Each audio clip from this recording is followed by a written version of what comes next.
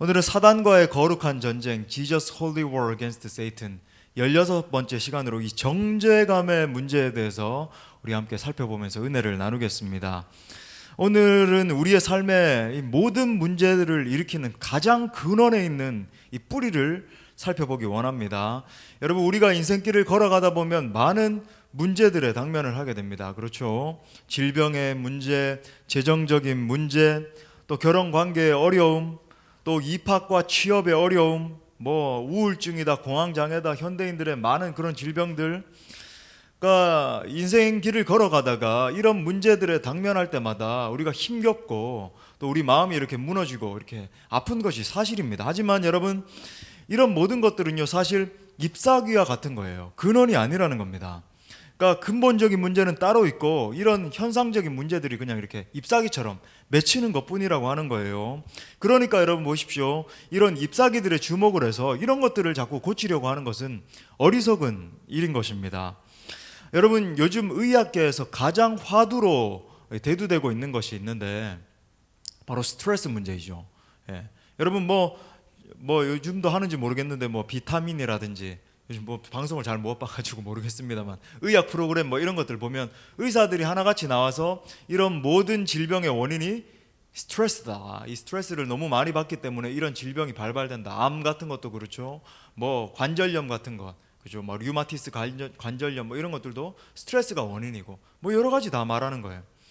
그러니까 모든 질병의 약 70% 이상이 스트레스로부터 비롯되었다라고 말을 합니다. 자, 첫 번째 포인트는요, 크게 두 가지로 살펴보겠는데, 모든 것의 가장 깊은 뿌리가 바로 이 정죄감이라고 하는 것에 대해서 살펴보려고 합니다. 자, 여러분, 이 스트레스도 근본적인 문제가 아니에요. 스트레스의 더 깊은 뿌리에는 두려움이 있습니다. 그러니까 무슨 말이냐, 여러분, 모든 스트레스는 사실은 이 두려움 때문에 유발이 되는 거예요. 예를 들어서 실패에 대한 두려움, 또 충분히 소유하지 못한 것에 대한 두려움, 또 미래에 대한 두려움, 또 죽음에 대한 두려움, 이 갖가지 두려움의 요소들이 있는 거죠. 근데 여러분, 이것도 사실은 또 의학이 밝혀주는 한계입니다. 여러분, 이 세상의 의학은요, 우리 가장 깊은 곳에 있는 문제는 절대로 손댈 수 없는 거예요. 왜냐하면 이것은 영적인 문제이기 때문입니다. 자, 정답부터 이야기하자면 모든 문제의 가장 깊은 뿌리에는 정죄감이 있습니다. 가장 깊은 뿌리가 바로 이 정죄감이라고 하는 거예요. 자, 이제 무슨 말인지 잘 모를 수 있습니다.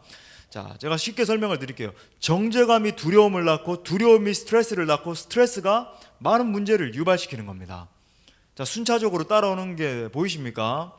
자, 이것에 대해서 제가 이제 좀 성경 신학적으로 설명을 드릴게요. 사실 이제 이런 것들은 금요 성경 집회 때 하기에는 조금 이렇게 복잡한 진리일 수 있겠지만 여러분 좀 귀를 기울여 보십시오. 그러니까 이 문제에 대해서 다뤄야 되기 때문에, 정죄감에 대해서. 자, 태초에 하나님이 이제 천지를 창조하시고 인간을 창조하셨습니다. 그죠? 저와 여러분을 창조하셨습니다. 그러니까 여러분, 이 태초의 인간이었던 아담과 하와는요, 모든 권한을 다 가지고 있었어요. 그러니까 아담과 하와가 가지고 있던 이 권한을 축약을 해서 말하면 바로 통치권입니다. 한번 따라합시다. 통치권. 예, 다스리는 권세가 있었어요.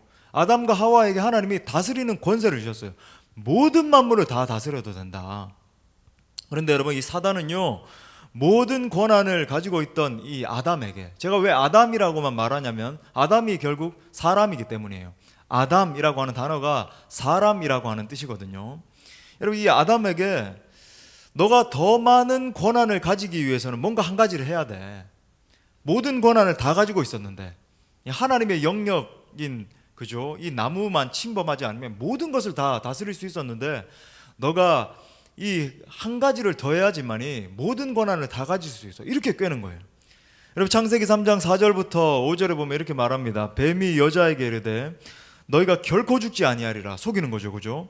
너희가 그것을 먹는 날에는 너희 눈이 밝아져 하나님과 같이 되어 선악을 알 줄 하나님이 아심이라. 여러분, 여기서 발견되는 오류가 무엇입니까? 아담과 하와는 원래 하나님을 닮아 있었습니다. 하나님의 이미지를 가지고 있었어요. 그러니까 하나님의 그 아름다우심, 하나님의 그 고귀하신 성품을 반영한 존재가 바로 우리 인간이었어요.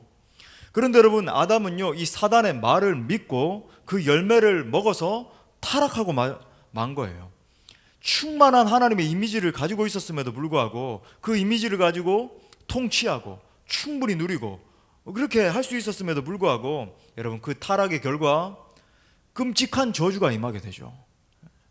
온갖 가난과 질병과 고통이 그때 임하게 된 거예요. 제가 말씀드리지만 이런 모든 가난이나 질병이나 고통이나 뭐 여러 가지 힘겨운 모든 상황들은요, 사실 죽음의 증상들입니다. 영원한 죽음의 증상들로 그냥 이렇게 나타나는 것 뿐이라고 제가 말씀드렸죠. 그런데 여러분, 이러한 저주가 있기 전에 바로 이 스트레스가 있었습니다. 창세기 3장 17절 하반절에 보니까 이렇게 말해요. 땅은 너로 말미암아 저주를 받고 너는 너의 평생에 수고하여야 그 소산을 먹으리라. 여러분, 여기서 말하는 땅은 스트레스와 자기 노력을 말합니다. 그러니까 하나님이 공급해 주시는 그 풍성한 가운데 살아가는 것이 아니라 요한복음 10장 10절 말씀처럼 죽이고 멸망하고 파괴시키는 그 사단의 권세 아래에서, 그러니까 온갖 스트레스 안에서 사는 거예요. 하나님의 그 부유하심, 하나님의 그 막대하심을 누리면서 살아가는 존재로 그렇게 창조함 받았는데, 그게 무너지고 스트레스 받으면서 온갖 노력 받으면서 눈물과 땀을 쏟으면서 살아갈 수밖에 없는 존재가 된 것입니다. 자, 근데 여기서 이제 그치지 않아요. 여기서 더 들어가면 그 뿌리에 두려움이 있다라고 하는 것을 볼 수 있습니다. 자, 하나님이 이제 아담에게 물으시죠. 그렇게 타락한 아담에게 뭐라 그럽니까? 내가 어디에 있느냐? 바로 지난 주일에도 말씀드린, 근데 왜 아무 대답 안 하십니까? 히터 틀어놔서 그런가요? 네가 어디 있느냐라고 물으셨을 때 아담이 뭐라 그랬죠? 창세기 3장 10절 말씀 우리 다 같이 한번 읽어보겠습니다. 시작. 이르되,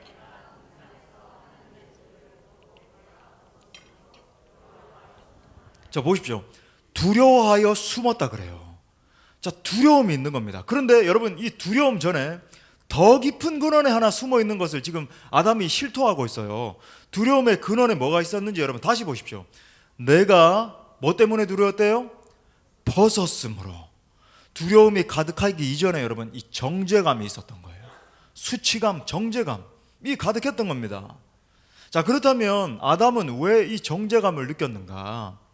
여러분, 그것은 그가 이 선과 악에 대한 지식의 나무를 먹었기 때문입니다. 이 선악과 지식의 나무를 먹었기 때문이에요. 그렇다면 제가 이제 바로 이렇게 딱 점프해서 선과 악을 아는 이 지식의 나무는 무엇을 말하는가? 신약에서 율법을 말합니다. 한번 따라합시다. 율법. 신약이 율법이에요. 여러분, 율법이 우리에게 선과 악에 대한 지식을 주는 거예요. 로마서 3장 20절 말씀에서 사도 바울이 이 진리에 대해서 이렇게 말해요. 그러므로 율법의 행위로 그의 앞에 의롭다 하심을 얻을 육체가 없나니, 아무도 없는 거예요. 율법으로는 죄를 깨달음이라. 율법으로 선과 악을 아는 지식이 생기는 거예요. 그게 바로 이 율법의 역할이라고 하는 겁니다. 자, 그러면 여기서 질문입니다. 목사님 오늘 금요일 밤에 왜 이렇게 신학적인 이야기 하시나요? 여러분, 이것도 알아야 돼요. 하나님이 우리에게 율법을 주신 근본적인 이유가 무엇일까? 여러분 아십니까? 여러분, 보통은요, 하나님이 사람인 우리에게 이 율법을 따라 살게 하기 위해서 율법을 주셨다라고 생각을 해요. 구약 성경에서 전부 다 믿음의 선배들이라고 하는 이스라엘 백성들이 그렇게 믿었거든요. 그러다가 어떻게 됐죠? 전부 다 멸망되었습니다. 전부 다 파멸됐어요. 그러니까 이렇게 생각하는 거예요. 율법을 주신 이유는 우리가 율법을 따라 살도록 만들어서 우리를 더 거룩하게 하시려고. 여러분, 그런데 사도 바울이 이야기하잖아요. 로마서 3장 20절에서 율법을 지킬 사람은 그 누구도 없다라고 하는 거예요. 불가능한 일이라고 하는 겁니다. 온 인류를 통틀어서 봐도, 사도 바울이 자기 자신을 봐도 내가 바리새인인데 그렇게 노력했음에도 불구하고 절대로 지킬 수 없다라는 거 하는 겁니다. 여러분, 누가 이 율법을 다 지키겠습니까? 하지만 여러분, 하나님이 우리에게 율법을 주신 진짜 이유가 무엇인지 아십니까?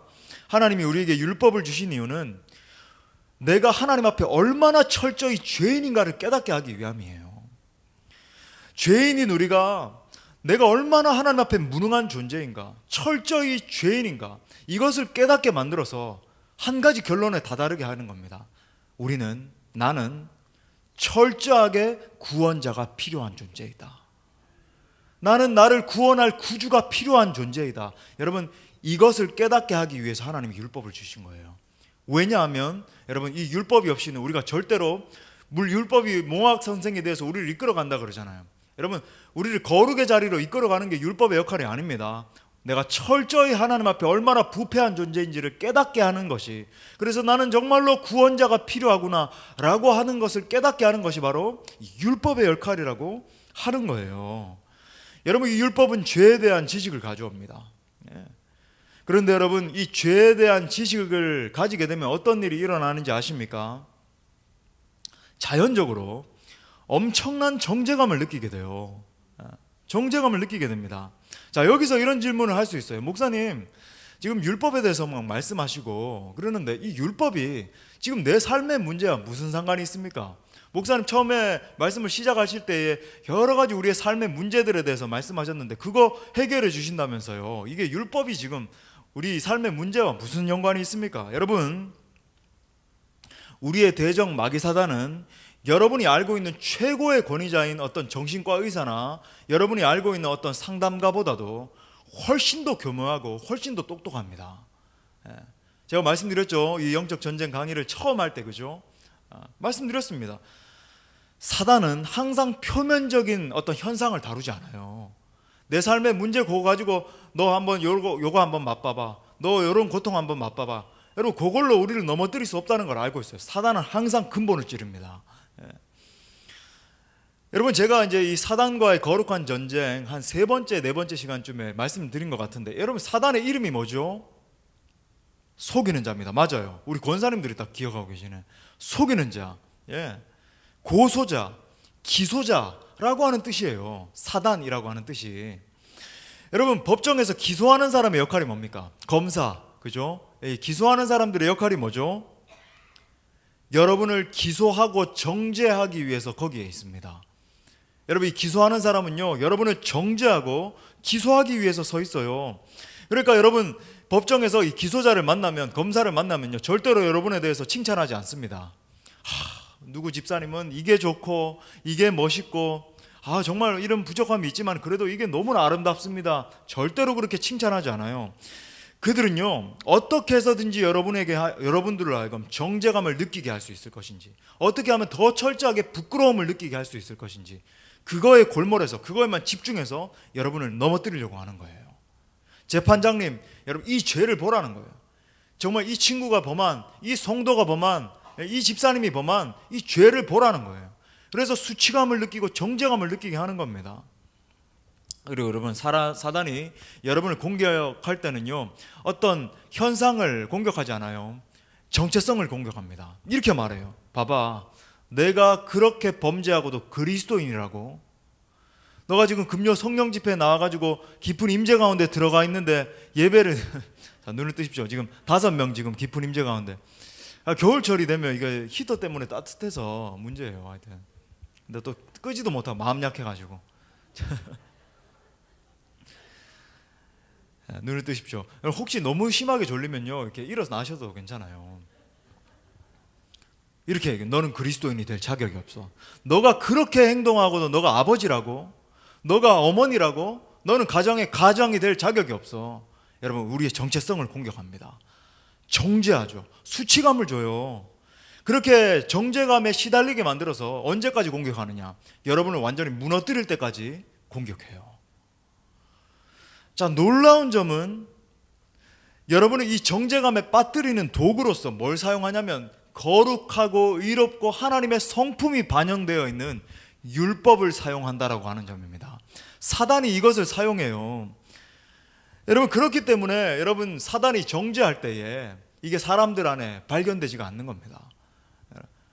여러분, 대개 이제 두려움에 대해서는 살펴보지만 여러분, 깊은 정죄감에 대해서 다루는 경우가 많이 없잖아요. 사람들로 하여금 눈에 띄지 않게 만들어요. 여러분, 근데 이 모든 문제의 뿌리에는요, 이 사단의 정죄가 들어 있습니다. 여러분, 우리가 이걸 알아야 돼요. 자, 그럼 큰 두 번째, 그럼 어떻게 이길 것인가?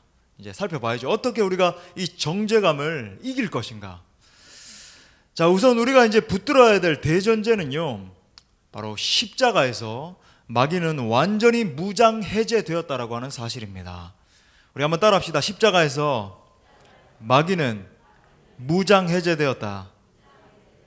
자, 우리 골로새서 2장 14절부터 15절 말씀 우리 다 같이 한번 선포해 봅시다. 시작. 우리를 거스르고 불리하게 하는 법조문으로 쓴 증서를 십자가에 못 박으시고 통치자들과 권세들을 무력화하여 드러내어 구경거리로 삼으시고 십자가로 그들을 이기셨느니라. 여러분, 여기서 말하는 법조문으로 쓴 증서가 바로 이 율법이에요. 근데 이것을 지우시고 심지어 제하여 버리사 십자가에 못 박으셨대요. 그런데 통치자들과 권세들을 무력화하여 드러내어 구경거리로 삼으신 다음에 십자가로 그들을 이기셨다라고 말합니다. 여러분, 이것이 복음입니다. 여러분, 하나님께서 십자가에서 모든 사단의 권세를 무장해제시키셨습니다. 할렐루야. 여러분, 하나님은요, 이 율법을 십자가에 못 박으셨대요. 그 결과 통치자들과 권세자들이 이 길거리에 나앉게 된 겁니다. 구경거리가 된 거예요. 여러분, 이 말씀이 보여주고 있는 것이 무엇인지 아십니까? 우리 전 우주적인 교회는요, 우리 교회는 이미 싸운 싸움을 싸우고 있다라고 하는 거예요. 이미 승리한 싸움을 싸우고 있는 것입니다. 여러분, 예수님께서 이미 십자가에서 승리하셨습니다. 여러분, 그러니까 여러분, 이 승리는 이미 우리의 것인 거예요. 승리는 내 것일세, 승리는 내 것일세. 뭐라 그래요? 구세주의 보혈로서 승리는 내 것일세. 왜 이렇게 높게 잡아가지고 할렐루야. 여러분, 자, 그렇다라고 한다면 실제적으로, 자, 그 이제 대전제를 알았습니다. 그러면 실제적으로 어떻게 우리가 정죄감을 갖지 않을 수 있는가? 자, 첫 번째는요, 정죄가 힘을 잃어버리는 유일한 곳은 예수 그리스도 안입니다. 한번 따라합시다. 힘을 잃어버리는 유일한 곳은 예수 그리스도 안이다.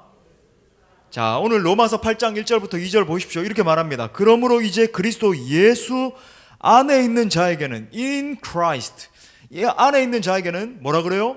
결코 정죄함이 없다. 여러분, 예수님 안에 있는 자에게 결코 정죄함이 있습니까? 없습니까? 약간의 정죄감은 있고 조금 해결되었고 그런 겁니까? 아니면 예수님 안에 있으면 정죄감이 없습니까? 없다라고 지금 선언하고 있는 거예요. 이는 그리스도 예수 안에 있는 생명의 성령의 법이 죄와 사망의 법에서, 율법에서 너를 해방하였습니다. 율법의 정죄로부터 너를 해방했다라고 하는 거예요. 할렐루야. 여러분, 로마서 8장 1절에 그러므로 라고 하는 단어가 보여주고 있는 게 뭐냐면, 이건 7장과 연결되는 말씀이라고 하는 건데, 여러분, 7장의 내용이 무엇이었습니까? 사도 바울이 이 율법 앞에 섰을 때에 이 율법의 정죄 때문에 괴롭기 짝이 없었던 거예요. 견딜 수가 없는 겁니다. 여러분, 심지어 여러분, 로마서 7장 24절 말씀 이렇게 말하잖아요. 오호라, 나는 공고한 사람이로다. 이 사망의 몸에서 누가 나를 건져내랴. 율법의 이 법칙들을 바라보면서 쭉 이렇게 살펴볼 때, 여러분, 로마서 4장, 5장, 6장에서 율법에 대해서 쭉 언급을 하면서, 근데 그 율법에 자기 자신을 비추어 보면서 자기의 정체를 봤을 때요, 견딜 수가 없는 거예요. 나는 공고한 사람이다. 난 정말 살 수 없게 되었다. 나 어떻게 이 사망의 몸에서 누가 나를 건져내랴.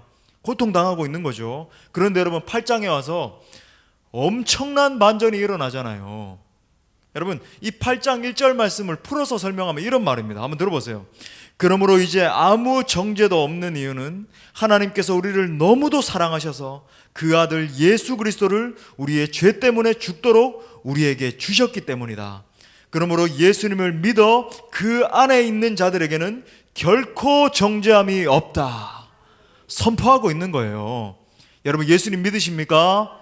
여러분, 예수님 안에 계십니까? 여러분, 그러면 여러분에게 결코 정죄함이 없는 줄 믿습니다.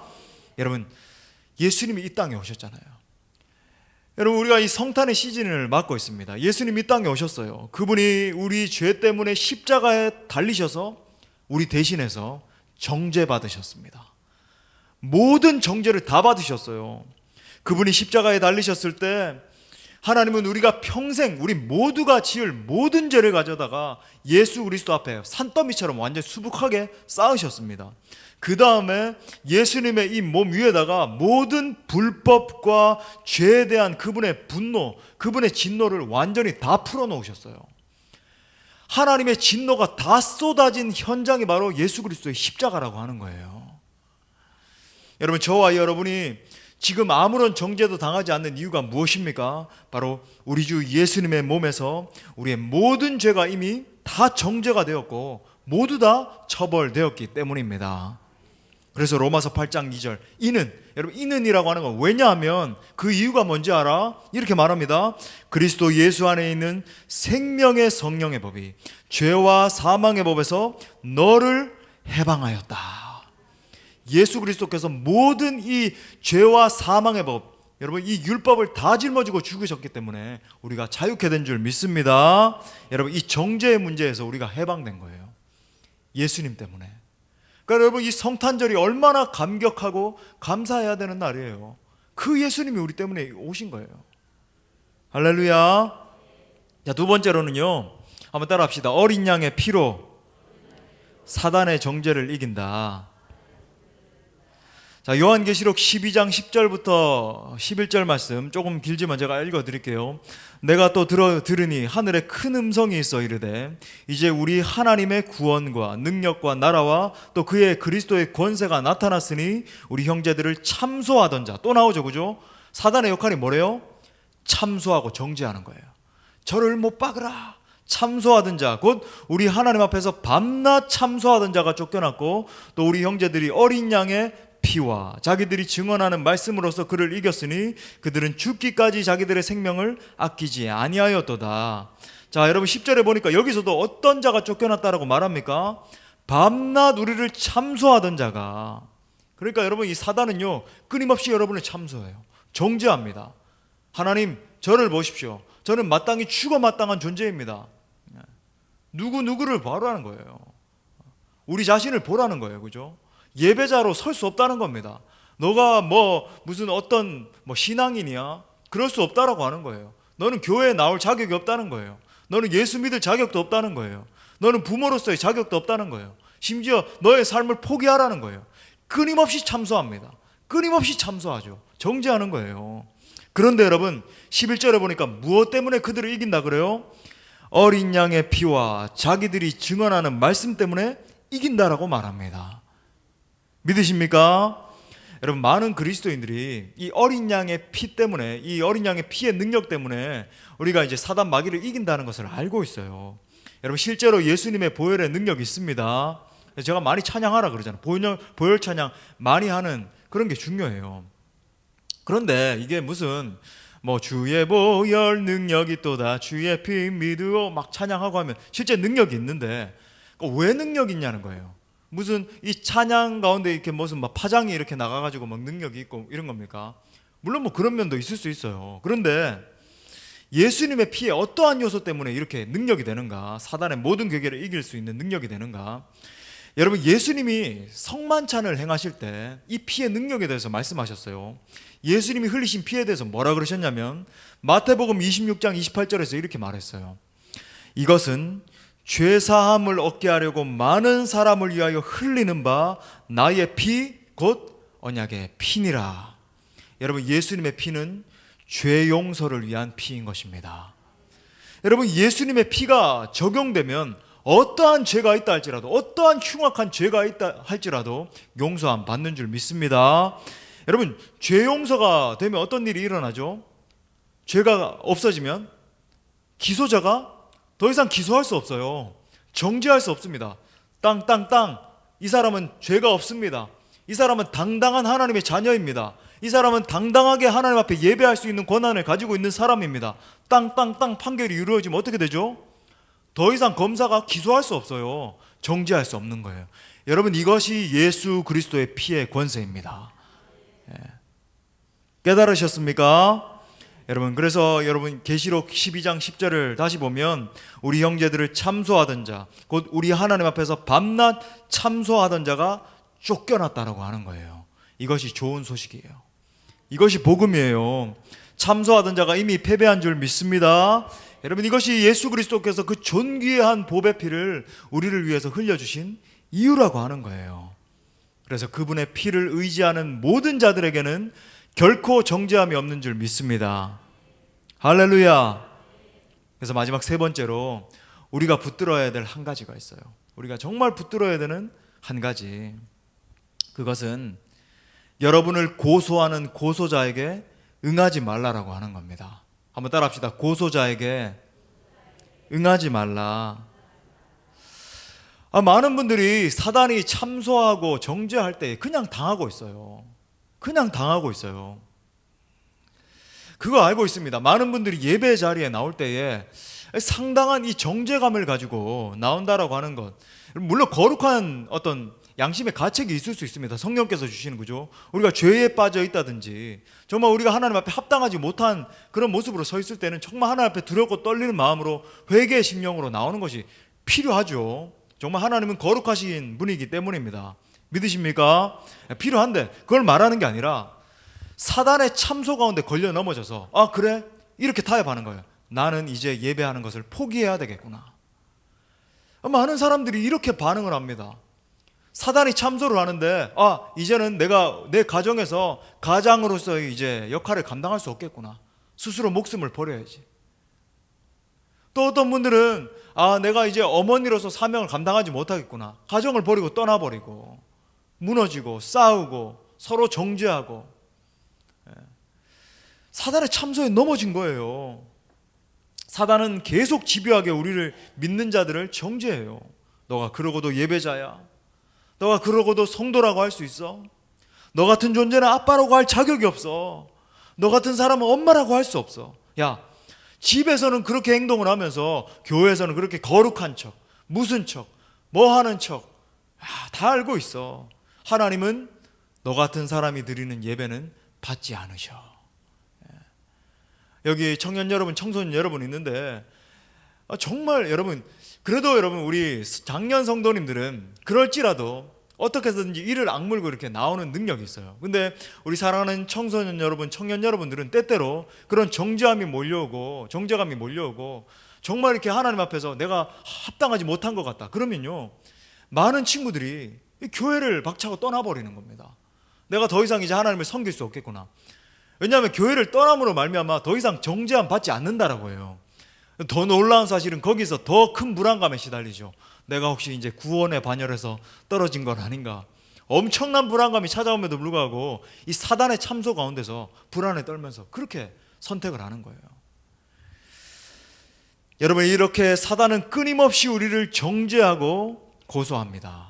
여러분, 이것이 모든 문제의 근원이에요. 모든 문제.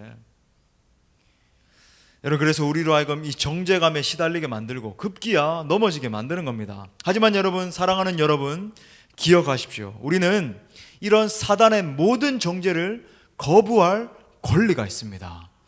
여러분에게는 권리가 있어요. 법적인 권세가 있어요. 왜 그렇습니까? 이미, 다시 한번 선포하지만, 이미 우리 예수 그리스도 주님께서 십자가에서 우리가 당해야 될 모든 정죄를 다 짊어지셨기 때문이에요. 예. 주님이 모든 율법의 정죄를 파하시고 십자가로 승리하셨습니다. 여러분, 그렇기 때문에 사단이 여러분을 정죄할 때마다 이렇게 선포해야 돼요. 그러므로 이제 그리스도 예수 안에 있는 자에게는 결코 정죄함이 없다. 나는 예수님 안에 있기 때문에 더 이상 정죄함이 없다. 선포하는 거예요. 옆에 있는 지체들에게 한번 선포합시다. 당신에게 더 이상 정죄함이 없습니다. 여러분, 이 시간에 우리 오른손을 한번 내밀고 사단에게도 한번 선포하는 거예요. 한번 따라합시다. 사단아, 나는 예수님 안에 있기 때문에 너가 나를 더 이상 정죄할 수 없다. 나를 고소하고 정죄하는 악한 마귀 사단은 떠나갈 지어다. 할렐루야. 아멘, 아멘. 여러분, 선포하는 거예요. 계속 정죄감을 주고 쓰러지게 만들고 넘어지게 만들고 낭망하게 만들 때 선포하는 겁니다. 사단아, 물러갈 지어다. 예수 그리스도께서 이미 십자가에서 모든 율법의 법을 파하셨기 때문에, 사망의 법을 멸하셨기 때문에 내게는 정죄감이 없다. 나는 예수 그리스도 안에 있다. 떠나갈 지어다. 당당하게 명령하는 거예요. 믿으십니까? 여러분, 끊임없이 고소하는 사단에게 이 사단의 정죄에 응할 것인가 아니면 응하지 않을 것인가, 여러분의 선택입니다. 여러분, 여러분이 계속 사단의 정죄를 받아들이면 그 속에 매몰돼서 넘어지게 될 거예요. 견딜 수 없게 될 겁니다. 여러분, 모든 이 문제의 근원에 정죄감이 숨어 있다는 것을 여러분 직시하십시오. 하지만 여러분, 반대로 그 정죄를 거부하면 어떻게 됩니까? 예수님이 승리하신 것처럼 우리도 승리하는 것입니다. 예, 우리 예수님 부활 승리하셨잖아요. 예수님 그냥 무덤에 갇혀 계시지 않잖아요. 그 예수님이 여러분 가운데 계십니다. 예, 말씀을 마무리하겠습니다. 사단은 지금도 우는 사자와 같이 삼킬 자를 찾으면서 딱 걸려 넘어지면요, 너 이렇게 했잖아, 너 이런 정죄감에 시달려야 돼, 너는 그럴 수 없는 존재야, 속이고 넘어뜨리려고 합니다. 여러분, 사단이 심자를 삼키는 근본적인 도구가 바로 이 정죄감이라고 하는 것을 오늘 배웠습니다. 하지만 여러분, 우리 그리스도인들은 사단의 정죄에 넘어지는 자들이 아닌 것입니다. 자, 우리가 붙들어야 할 진리가 무엇입니까? 다시 한번 정리합니다. 정죄가 힘을 잃어버리는 유일한 것은 예수 그리스도 아닌 줄 믿습니다. 그러니까 in Christ, 사도 바울이요, in Christ라고 하는 이 말을 200번을 넘게 썼다라고 하는 걸 여러분 아십니까? 제가요, 고등학교 한 2학년 때쯤이었어요. 그러니까 말씀을 마무리하려고 하다 보니까 아쉬운 마음이 또 드네요. 주님이 아니구나. 목사님, 우리는 하나도 안 아쉬운데요. 빨리 끝냈으면 좋겠는데요. 그래도 생각이 났어요. 제가 이제 막 고등학교 한 2학년 때쯤에 제가 뭐 공부 좀 잘했거든요. 막 이러면서 잘하다가 니체에 빠져, 이 서양 철학자들한테 막 빠져가지고 막 헤겔, 니체, 뭐 하이데거 막 엄청난 책들을 막 읽으면서 좀 이렇게 공부 좀 방황하고 뭐 이랬던 시절이 있습니다. 근데 저희 어머니, 제가 말씀드렸죠. 그러니까 한 10년 정도 이렇게 야쿠르트 배달을 하셨어요. 그때는 그러니까 자동으로 가는 것도 아니고, 그죠? 막 이 여인의 몸으로 이고 치고 하면서 지금도 이렇게 뼈가 불룩 튀어나와 있으세요. 왜냐하면 그 무거운 막 몇백 개 되는 야구르트를 막 10년 넘게 이 여인의 몸으로 이렇게 이고 지고 다녀서 너무 고생하셨는데, 어느 날 휴일 날이었습니다. 최인혁 집사님 아시죠? 찬양사역자.